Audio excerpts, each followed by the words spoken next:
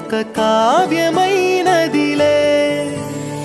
రేపలా ఎప్పుడు కంటి పాపగ కాచులే, రేపునా మాపునా చంటి పాపగ చూచులే.